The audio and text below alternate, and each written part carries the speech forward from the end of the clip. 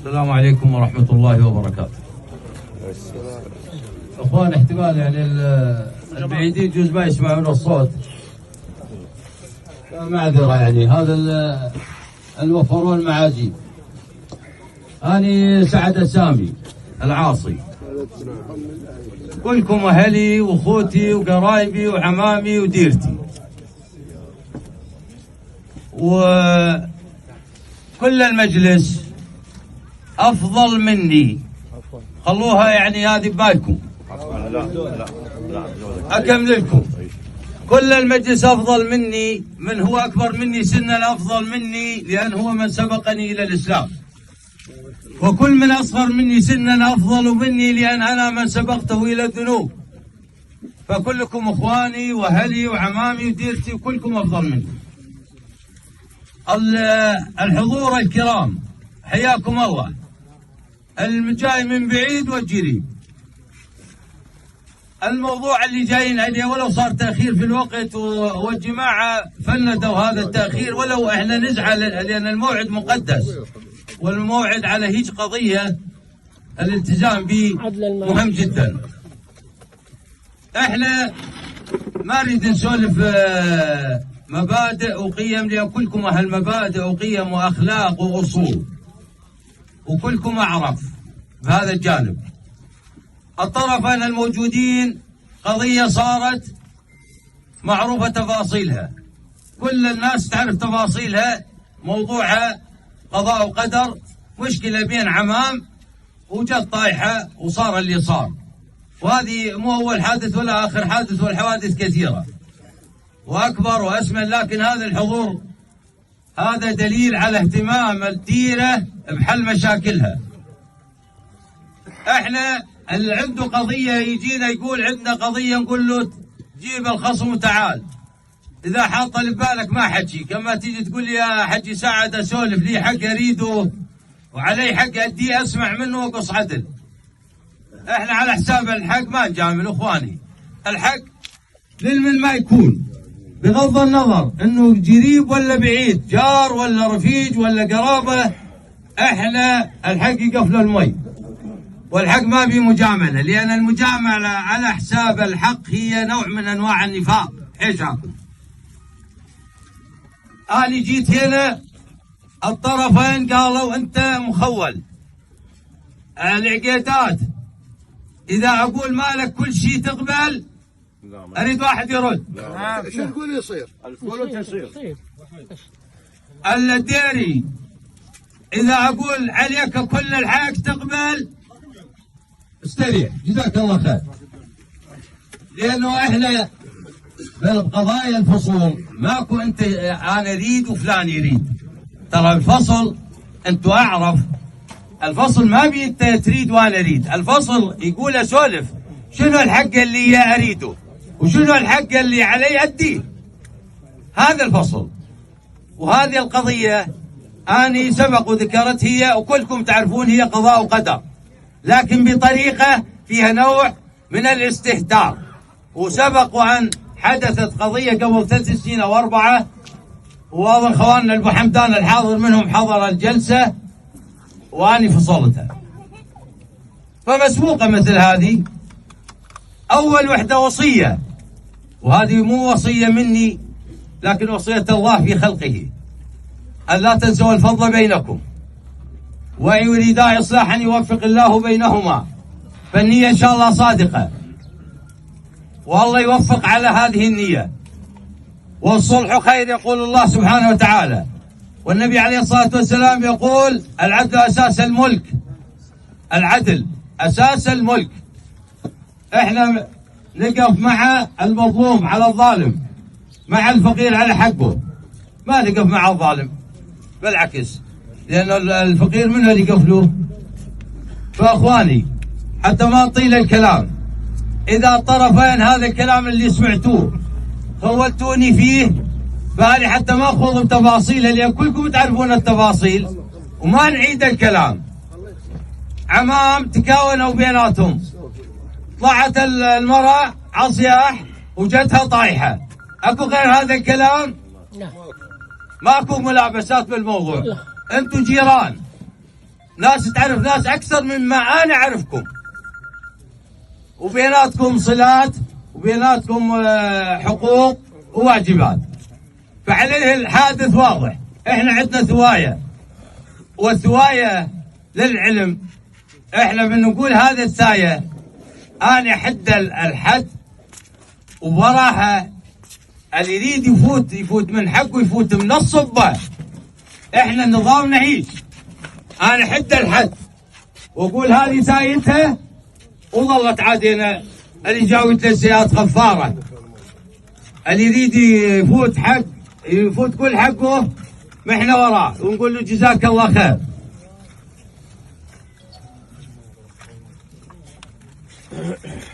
حتى تكون الصورة واضحة والكلام مركزي.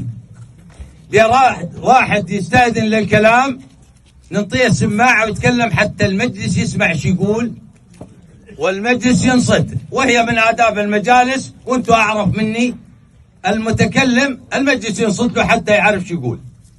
اخواني، هذه القضية ثايتها كالآتي: القتل، القضاء يعني خطوة مثل حوادث الدهش، لكن الطريقة مختلفة. من لم يمت بالسيف مات بغيره، وإن تعددت الأسباب فالموت واحد. هي قضاء وقدر، خطوة. الخطوة احنا يمنا ثايتها معبرة 15. تسمعوني كلكم، أقصى الحد هذه ثايتها الخطوة 15.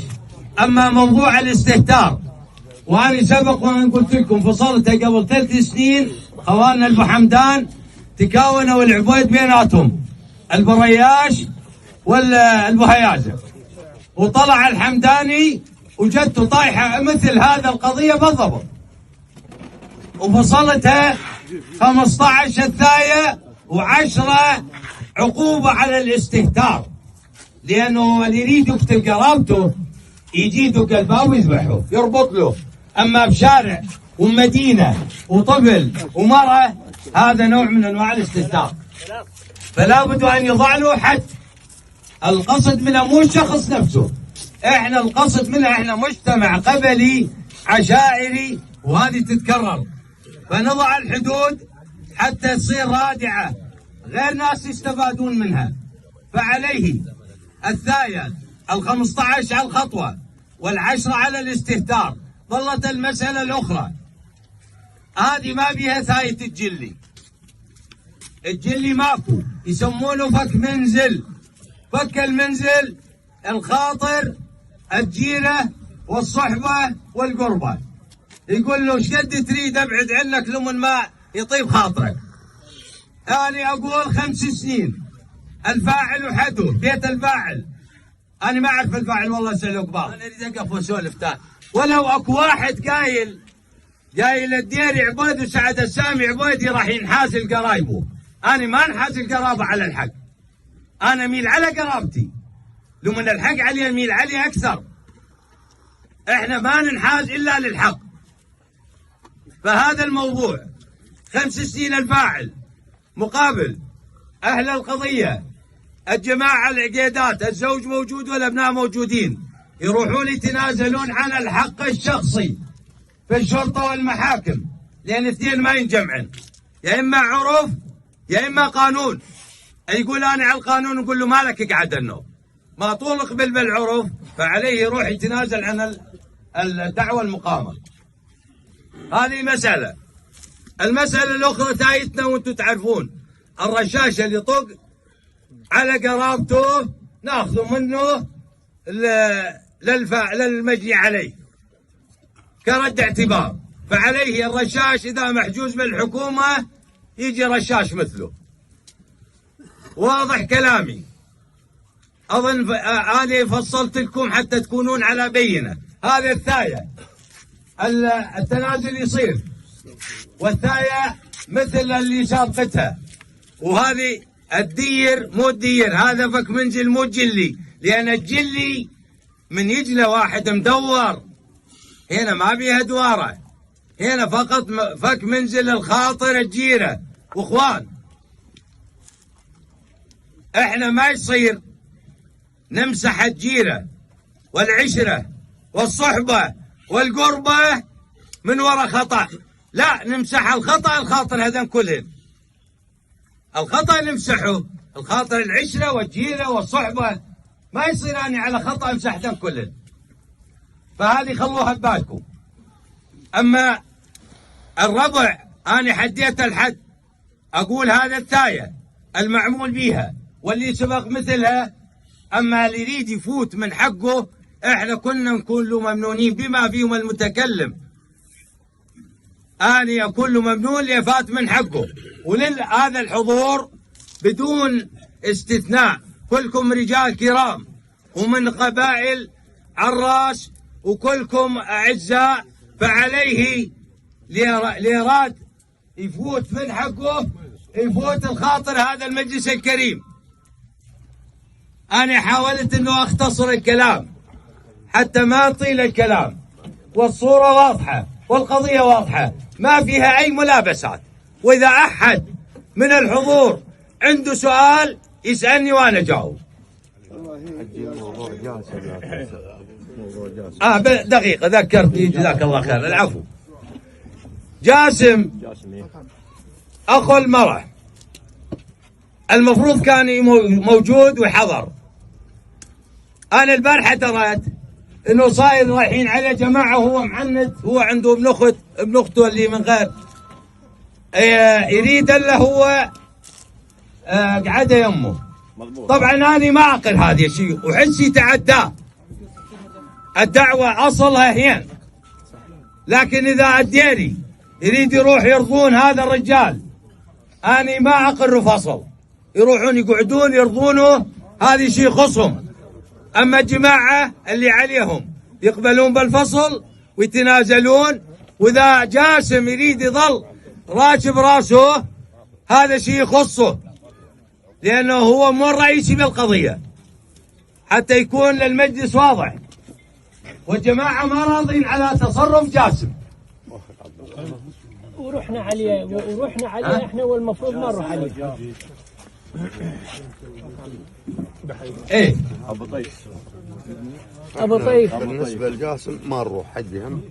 لا بس انتوا العقيدات حتى تكونوا موقفكم واضح قدام الحضور. احنا موقفنا بريناه ما ضل علينا، ما مسؤولين بذاك الطرف. الجار ابو طيف منه موجود قاعد. ابو طيف يا اخوي موجود. أنا منت عليك يسلمك، أنتوا جيران والجار يسوي كل شيء خاطر جاره. جار على جار بخدري ونوار، وجار على جار صفات محيفة، نبيه ليه بدل الدار بديار، كلنا على جاره يعد الوصف.